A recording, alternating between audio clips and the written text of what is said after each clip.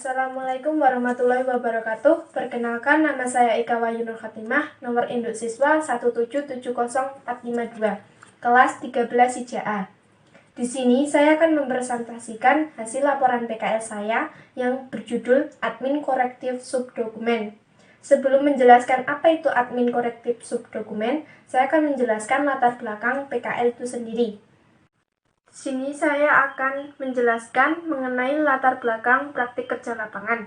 Dengan adanya kegiatan praktik kerja lapangan, siswa diharapkan dapat menerapkan ilmu yang telah dipelajari selama sekolah di dunia kerja, sekaligus menyesuaikan diri dengan dunia kerja itu sendiri, sehingga siswa mendapatkan pengalaman kerja baik kedisiplinan, budaya atau etika kerja, memiliki rasa tanggung jawab, dan wawasan dunia kerja yang luas. Yang kedua, yang menjadi dasar hukum pelaksanaan praktik kerja lapangan adalah Peraturan Menteri Pendidikan dan Kebudayaan Nomor 21, 22, dan 23 Tahun 2016 tentang standar isi, proses, dan penilaian pendidikan menengah kejuruan. Kemudian tujuan diadakannya praktik kerja lapangan antara lain: 1. Menerapkan pelajaran dan memperkenalkan siswa pada dunia kerja yang sesungguhnya. Yang kedua, membentuk pola pikir yang membangun bagi siswa terhadap dunia kerja. Yang ketiga, meningkatkan produktivitas terhadap siswa dalam persiapan menghadapi dunia kerja yang sesungguhnya.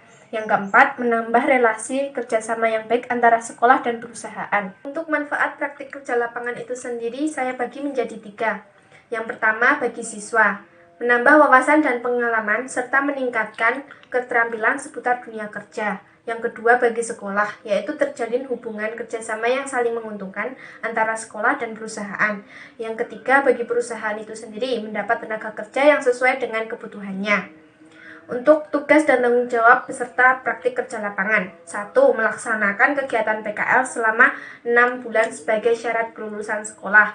Yang kedua, menjaga nama baik sekolah dan perusahaan. Yang ketiga, menyusun laporan dari kegiatan praktik kerja lapangan sebagai syarat kelulusan sekolah. Selanjutnya, saya akan menjelaskan tentang sejarah singkat perusahaan tempat saya praktik kerja lapangan. PT Bah Multi Global berdiri pada tahun 2006 di Jakarta dan berkantor pusat di Jalan Cideng Barat nomor 72 dan nomor 81 Gambir, Jakarta Pusat.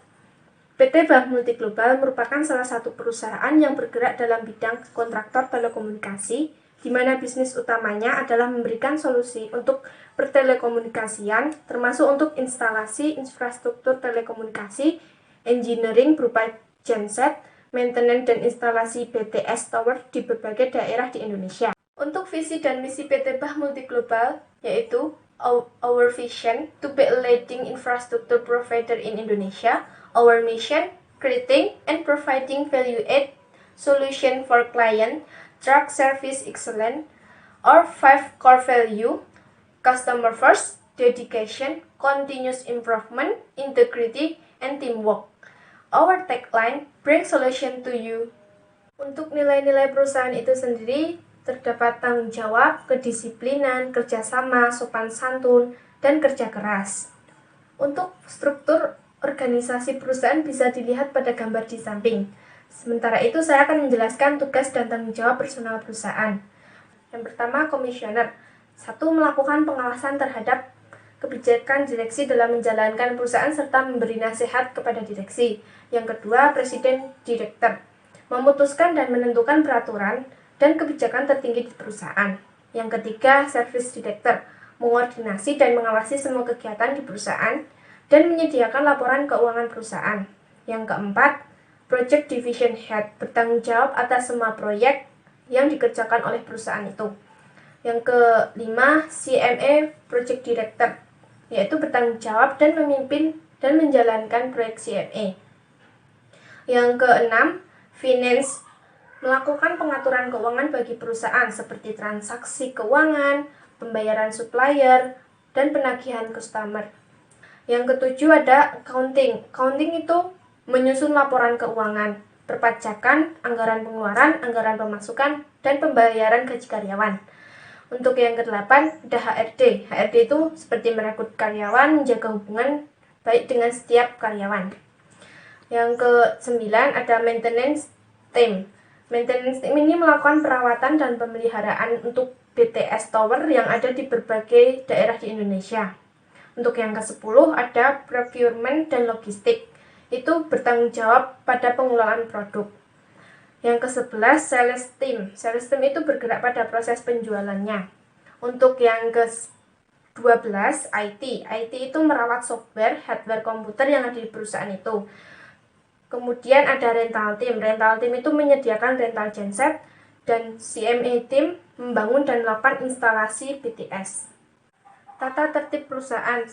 Melakukan absensi. 2. Melaksanakan tugas yang diberikan dengan baik. 3. Berpakaian sesuai ketentuan yang sudah dibuat. Yang keempat, dilarang meninggalkan tempat kerja tanpa izin atasan. Dan kelima, menjaga nama baik perusahaan. Untuk kesehatan dan keselamatan kerja, meliputi wajib menjaga kebersihan dan kerapian tempat kerja masing-masing, menjaga keselamatan dirinya dan karyawan lain. Untuk rekrutmen karyawan, disesuaikan kebutuhan perusahaan, memenuhi syarat yang ditetapkan perusahaan, dan mengikuti masa percobaan selama 3 bulan. Dalam melaksanakan praktik kerja lapangan, saya tampilkan gambar berikut, meliputi alur pembagian tugas. Yang pertama adalah pemberian tugas, yang kedua pengumpulan, dan yang ketiga update tugas yang sudah dikerjakan pada hari itu. Di PT Bah Multi Global ini, saya ditempatkan di bagian divisi admin korektif subdokumen. Di sini saya diwajibkan menginstalasi Line. Aplikasi Line ini berguna untuk mengkoordinasi selama pelaksanaan praktik kerja lapangan berlangsung. Hal ini dikarenakan COVID-19 ini.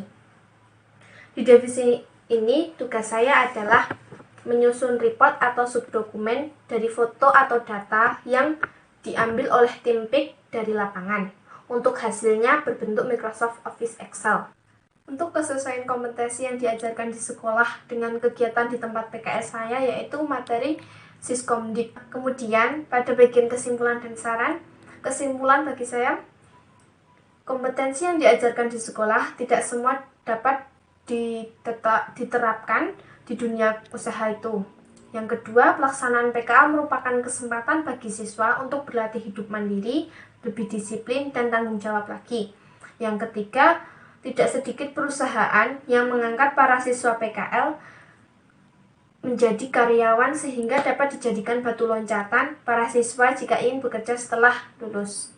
Saran bagi perusahaan, saya berharap agar perusahaan mengizinkan dan membimbing pihak penulis dan sekolah dalam praktik kerja lapangan. Saran saya pada sekolah yaitu sebaiknya pihak sekolah memberi referensi tempat PKL atau praktik kerja lapangan yang cukup banyak, terutama untuk siswa putri. Ya, saran untuk adik kelas, melakukan persiapan dengan mencari referensi tempat PKL terlebih dahulu, agar tidak kebingungan saat akan melaksanakan praktik kerja lapangan itu. Kemudian, menjaga nama baik sekolah. Sekian presentasi dari saya mohon maaf apabila ada kesalahan. Wassalamualaikum warahmatullahi wabarakatuh.